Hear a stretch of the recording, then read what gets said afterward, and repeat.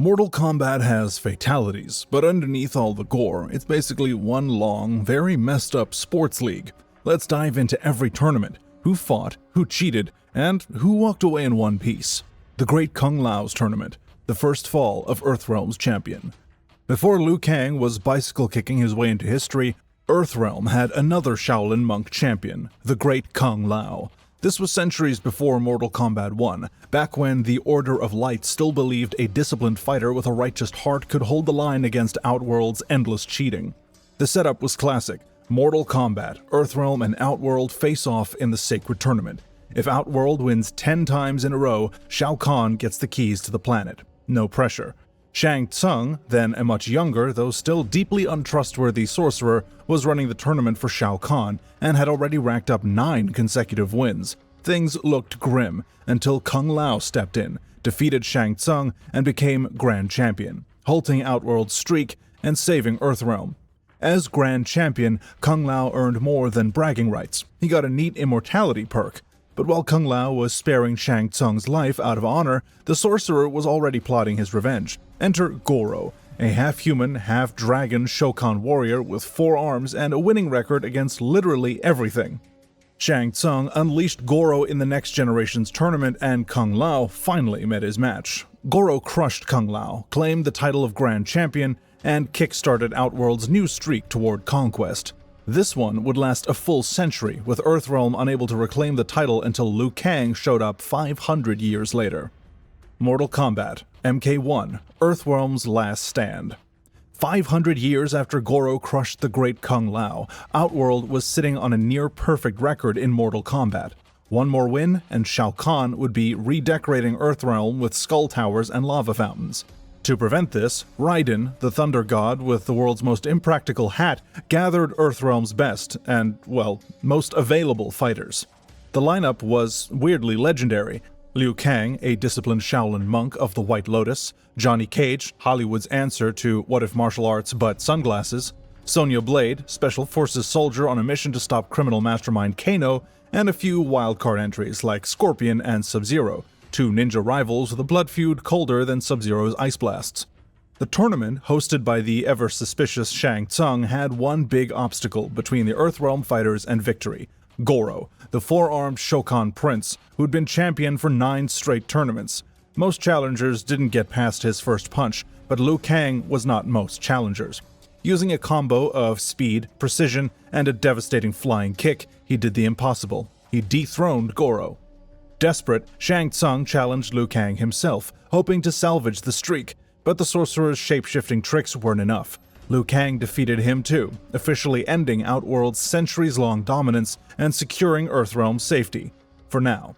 Shang Tsung slunk back to Outworld in disgrace. Goro's undefeated aura was shattered, and Liu Kang became the new Grand Champion of Mortal Kombat. It was a massive win for Earthrealm, but also the start of a personal rivalry between Liu Kang and Shang Tsung that would echo through the series. Outworld Tournament, Mortal Kombat 2, Shao Kahn's totally fair rematches. After losing Earthrealm's first tournament in centuries, Shao Kahn did what any sore loser would do: change the rules and host his own rematch, in his own realm, with his own army watching. Subtlety is not the strength of the Outworlders. Shang Tsung, fresh from his Mortal Kombat 1 defeat and desperate to stay in the Emperor's good graces, pitched the idea as a new system. Forget 10 wins in a row, just one big showdown in Outworld. Winner takes all. The bait, weirdly, worked. Liu Kang, Johnny Cage, Sonya Blade, Kung Lao, and the rest of Earthrealm's fighters stepped right into hostile territory. Here, every hallway was a trap, every bystander was a potential assassin, and every meal probably contained Tarkatan meat. Speaking of which, Baraka was having the time of his life, turning the place into a 1 Tarkatan demolition derby. But not everyone in Outworld was loyal to Khan. Princess Kitana, his adopted daughter and Edenian royal, began to question the Emperor's rule, especially after discovering she wasn't even his blood. Realizing the Earthrealm warriors might be the key to freeing Edenia, she secretly defected, tipping the balance just enough for Liu Kang to once again power kick his way to victory. Mortal Kombat abandoned for Invasion, MK3. By the time of Mortal Kombat 3, Shao Kahn is done playing by the Elder God's rules. After repeated defeats in the tournaments, the Emperor of Outworld abandons the sacred tradition altogether and sets into motion a plan thousands of years in the making. His strategy hinges on a dangerous loophole: the resurrection of his long-dead queen, Sindel. But this isn't just a sentimental act, it's a calculated move to bypass Mortal Kombat's safeguards. With the help of Shang Tsung and his shadow priests, Sindel is brought back to life, but not in Outworld. Instead, her resurrection takes place in Earthrealm. This seemingly small detail is critical because it grants Shao Kahn a legal claim to the cross-dimensional barrier to reclaim his queen. The moment he steps through, the realms begin to merge, and billions of Earthrealm souls are instantly consumed to fuel his power. Only a small number of warriors are spared, shielded by Raiden's intervention. But Raiden's protection only covers their souls, not their lives. On the ground, Shao Kahn unleashes extermination squads, led by vicious warriors like Kintaro, Motaro, and his Tarkatan forces, to hunt down survivors in the streets. Mortal Kombat is no longer fought in sacred arenas, now it's just urban warfare. Cities crumble, civilians are slaughtered, and Earth's champions are scattered. Among the survivors are Liu Kang, Nightwolf, Stryker, Cabal, and a newly resurrected and brainwashed Sindel. The battles are chaotic and unregulated, but one truth holds out: the only way to stop Khan is to defeat him directly. In single combat, Liu Kang finally strikes the killing blow, ending the invasion and breaking the forced merge. Edenia is freed, and Princess Kitana takes her rightful place as its ruler. The Mortal Kombat 4 conflict, treachery masquerading as a tournament. By the time Mortal Kombat 4 rolls around, the concept of a traditional, honorable tournament is already hanging by a thread. The events here are less a test of skill under Elder God-sanctioned rules, and more a full-scale manipulation of a system by one of the most dangerous beings in the series' history, Shinnok, the fallen Elder God. Raiden himself frames the stakes in stark terms. Thousands of years ago, Shinnok's lust for power led to a cataclysmic war that destroyed entire civilizations. Banished to the Netherrealm after his defeat, Shinnok bided his time. With Shao Kahn freshly defeated in the prior conflict, the barriers keeping Shinnok imprisoned finally weaken, thanks to the treacherous sorcerer Quan Chi. Shinnok wastes no time. Disguised as a Mortal Kombat tournament, this contest is in reality a smokescreen for an inter-realm war. Fighters are drawn into the chaos under the familiar pretense of combat for honor, but the rules of Mortal Kombat mean very little here. It's more political assassinations, ancient grudges, and outright betrayal that drives events. Quan Chi's manipulations ensure that combatants are pawns, set against one another, while Shinnok attempts to consolidate power and eliminate Raiden once and for all. Liu Kang ultimately defeats Shinnok, preventing his takeover of the realms. This guy has a crazy record. The rise of the Deadly Alliance, when two sorcerers walk into a tomb. If Mortal Kombat 4 showed us that the tournament was hanging by a thread, Deadly Alliance just takes that thread, sets it on fire, and uses the ashes to power up two of the sneakiest villains in franchise history, Quan Chi and Shang Tsung. Our story kicks off with Quan Chi doing what he does best, running away from Scorpion in the Netherrealm. Honestly, at this point, Scorpion Chases Quan Chi could have been its own spin-off sitcom. During his escape, Quan Chi stumbles upon the tomb of the Dragon King Onaga, and his ancient, mummified, but still terrifying army. The catch? The soldiers are basically soulless mannequins, unbeatable once resurrected, but they need fresh souls to function. So, Quan Chi hatches a plan that will require two things: power and, well, someone equally slimy to share it with. Enter Shang Tsung. Shang and Quan strike a deal. Shang provides the souls, Quan provides immortality, and together they can raise an unstoppable army. But before they get down to business, they decide to remove the two biggest roadblocks standing in their way. Step 1. Shao Kahn, the Emperor of Outworld. They feign loyalty, wait for the right moment, and bam, the big bad tyrant is dead. Step 2. Earthrealm's champion, Liu Kang. This one's personal for Shang Tsung, who's been wanting to collect Liu Kang's soul like it's a rare Pokemon card since MKII. The fight between Shang and Liu Kang is brutal. At first, Liu Kang is winning because, well, he's Liu Kang, but then Quan Chi intervenes, tilting the scales. For the first time in franchise history, Earthrealm's golden boy is killed. With Liu Kang gone and Shao Kahn out of the picture, the Deadly Alliance retreats to Outworld, setting about their soul harvesting project to bring Onaga's army back online. For Earthrealm, it's the nightmare scenario. Their champion is dead, their enemies are united, and the only hope lies with Raiden, who literally gives up his Elder God status to stand shoulder to shoulder with mortals again. Mortal Kombat Deception, when everybody loses, and then it gets worse. Okay, so Liu Kang's dead, Earthrealm's warriors were scattered, and the two slimiest sorcerers in existence were sitting on top of the food chain. Deception wastes no time, showing just how bad things can get when evil wins. Earthrealm's champions fall one by one. Kitana, Kung Lao, Jax, Sonya, Johnny Cage, all cut down brutally, while Sub-Zero is stranded in Outworld and Frost literally freezes herself into a popsicle. The so-called last hope comes down to Raiden, who defies the Elder Gods and challenges Shang Tsung and Quan Chi in a desperate Mortal Kombat match. And for a hot minute, it looks like the Thunder God might pull it off. He pummels both sorcerers with lightning and hammer strikes, reminding them why he's not just the guy yelling Mortal Kombat in the movie trailers. But then Shang Tsung pulls some cheap DLC-level nonsense, drawing on the Soul NATO for a power boost. Quan Chi joins in, and together they finally overwhelm Raiden. Earthrealm's greatest protector is beaten. But the victory doesn't last long. True to villain form, Shang and Quan start fighting each other almost immediately. Greed takes over, old grudges resurface, and the deadly alliance implodes. Quan Chi defeats Shang Tsung, crowing in triumph, until the ground shakes, the mummified army kneels, and in stomps the Dragon King Onaga. Onaga, the original emperor of Outworld, is back, and he's not here for the hugs. He wants Quan Chi's amulet, his army, and ultimately every realm fused into a single entity called the One Being. Quan Chi, of course, panics. Shang Tsung scrambles. Even Raiden, battered but unbroken, joins in the fight. And what happens? All three of them, three of the most powerful beings in Mortal Kombat lore, get wrecked. Raiden unleashes his ultimate sacrifice move, detonating himself in a blast of divine thunder. The result? A crumbled palace, some ash, and Onaga standing there without a scratch, holding the amulet. Ouch. Meanwhile, the survivors, Li Mei, Kenshi, Borai, Sho, Sub-Zero, and Scorpion try to mount resistance, but Onaga's forces grow stronger. The Dragon King has resurrected Earthrealm's fallen champions as his mind-controlled puppets, forcing their friends to fight against the very people they failed to save. That's an awkward reunion. And then comes the real kicker. The whole mess was orchestrated by Shujinko, a well-meaning but ultimately gullible warrior. As a boy, Shujinko was tricked by Damashi, an emissary of the Elder Gods, who turned out to be Onaga in disguise. Over decades, Shujinko wandered the realms, collecting the Kamidogu, powerful relics, believing he was serving the forces of good. In reality, he was doing Onaga's shopping list. By the time he realizes he's been played, Onaga has everything he needs to ascend, hence the title, Deception. But redemption is possible. Racked with guilt, Shujinko rallies the strength of Earthrealm's remaining warriors and confronts Onaga himself. Though unlikely, it's Shujinko, the deceived, the pawn, the wanderer, who ultimately steps up and defeats the Dragon King, proving that sometimes the least likely hero is the one who saves the day. Mortal Kombat Armageddon.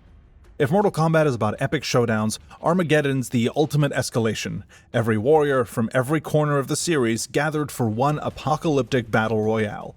The stage was set centuries earlier when Queen Delia foresaw that the sheer number and growing power of combatants would destabilize the realms. To prevent the universe from tearing itself apart, her husband, King Argus, put their sons, Taven and Dagon, into stasis until the day came when they would awaken and stop the coming cataclysm by defeating the elemental being Blaze. But fate twisted the prophecy. When the Pyramid of Argus rose from the earth, its blazing peak drew every warrior like moths to a flame. The combatants tore into each other in an all-out, all-or-nothing climb, their final chance to seize the ultimate power or die trying. Blaze revealed himself as more than a prize. He was a weapon of the Elder Gods, designed to wipe out as many fighters as possible to preserve balance. The official canon ending saw Shao Kahn, not Taven, claim victory by defeating Blaze.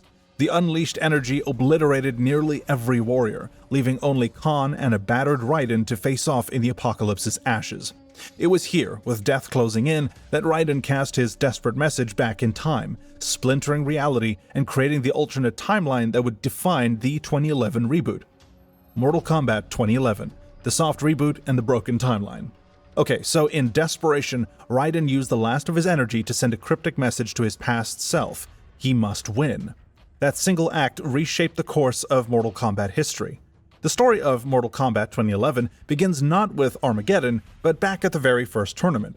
Raiden, now burdened with fragmented visions of a dark future, realizes he has the chance to change history. His amulet, cracking with every wrong move, serves as a janky reminder that destiny is not yet altered. At first, Raiden believes that the message means Liu Kang must win Earthrealm's battles. Indeed, Liu Kang triumphs in the initial tournament, defeating Goro and Shang Tsung to secure Earthrealm's safety, but the amulet continues to fracture. Raiden then takes bolder actions to alter fate. He spares Smoke from cybernetic conversion, only for Kuei Liang, the younger Sub-Zero, to suffer that fate instead. He pleads with Scorpion to show mercy, only for Quan Chi to twist the Spectre's rage and seal Bi-Han's death regardless. Each attempt to rewrite history only deepens this problem saga. The second tournament in Outworld spirals even further out of Raiden's control. Kung Lao, fighting in Liu Kang's place, wins battle after battle, only to be murdered by Shao Kahn in cold blood.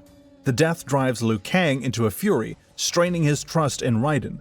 Meanwhile, Sindel is resurrected by Quan Chi, her soul corrupted and power amplified to monstrous levels. Her assault wipes out nearly all of Earthrealm's defenders in one of the most brutal massacres in MK history. By the time Shao Kahn invades Earthrealm directly, Raiden realizes the horrifying truth. He Must Win was not about Liu Kang at all. It referred to Shao Kahn. By violating Mortal Kombat's sacred rules, attempting to merge Earthrealm with Outworld without victory in the tournament, Kahn would draw the wrath of the Elder Gods themselves. But this revelation comes too late. In the chaos, Raiden accidentally kills Liu Kang, his greatest warrior and former champion, in a tragic clash of fire and lightning. Devastated, Raiden offers himself up to Shao Kahn's conquest, and it is only then that the Elder Gods intervene. They empower Raiden, and with their combined might, he whips Shao Kahn's ass once and for all. Though the tyrant is gone, the victory's kind of meh. Earthrealm lies in ruins. Nearly all of its champions are dead or enslaved as revenants under Quan Chi's command, and Liu Kang himself has perished by Raiden's hand. And lurking in the shadows, Quan Chi reveals the truth. This was all part of Shinnok's grand design. Shao Kahn's destruction and Earthrealm's weakened state were merely stepping stones toward the Elder God of Darkness's eventual return. Mortal Kombat X, the not-so-tournament. By the time Mortal Kombat X rolls around, the whole idea of a neatly organized tournament has pretty much been thrown out the window. Instead, Earthrealm and Outworld are caught up in political chaos, family drama, and the occasional surprise decapitation. Shinnok makes his big comeback, Quan Chi does his usual scheming, and we're introduced to the next generation of combatants, Cassie, Jackie, Takeda, and Kung Jin, who get thrown into the meat grinder, whether they're ready for it or not. The vibe here is less structured competition and more who's stabbing who in the middle of a civil war. Kotal Khan is trying to hold Outworld together while Mileena stages a coup, and Earthrealm is scrambling to keep the peace while also not getting annihilated by Shinnok's corrupted Revenants. It's messy, it's brutal, and honestly feels like the tournament itself has evolved into something a lot bigger. Mortal Kombat is no longer just about who wins a martial arts bracket, but about which side survives when the rules collapse entirely. And yet, even without the traditional tournament structure, the spirit of Mortal Kombat is still alive. Every fight matters, every rivalry escalates, and by the end, Cassie Cage punches a literal Elder God in the face to save the realms. It's not the cleanest tournament in the series, but it's definitely one of the most chaotic and personal, a story where bloodlines clash just as fiercely as blades. Mortal Kombat 1, 2023, the New Era Tournament. The sands of time reset, and with them, Mortal Kombat itself was reborn. After seizing Kronika's hourglass at the end of Mortal Kombat 11, Fire God Liu Kang became Keeper of Time, sculpting an entirely new reality, one designed for peace. For eons, he carefully crafted the realms, painting them with life and opportunity. But in Liu Kang's new era, he knew one thing. While he could create peace, it was up to mortals themselves to sustain it. In this new timeline, Earthrealm and Outworld were not bitter enemies, but uneasy partners, bound together by a century-spanning ritual tournament meant not to conquer, but to prove strength and maintain balance. Still, the tournament quickly revealed that even in a world reborn, ambition and ideology would inevitably clash. Kung Lao and Raiden, no longer God of Thunder, but a mortal champion chosen by fate, are simple farmers whose talents catch Liu Kang's attention after they defend their village from a Lin Kuei shakedown. Alongside them, Liu Kang recruits Johnny Cage, the washed-up movie star desperate to prove himself, and Kenshi Takahashi, a fallen Yakuza heir trying to reclaim his clan's honor.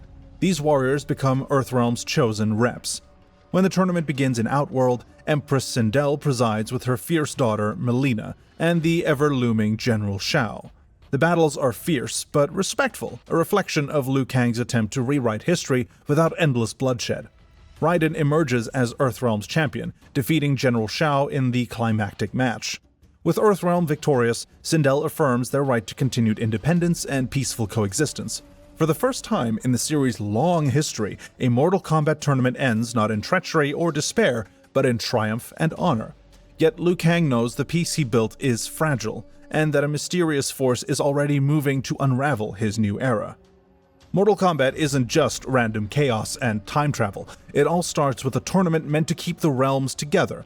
But when gods, sorcerers, and undead ninjas get involved, balance is the last thing you're going to find, and it takes some time-bending nonsense to set it all right.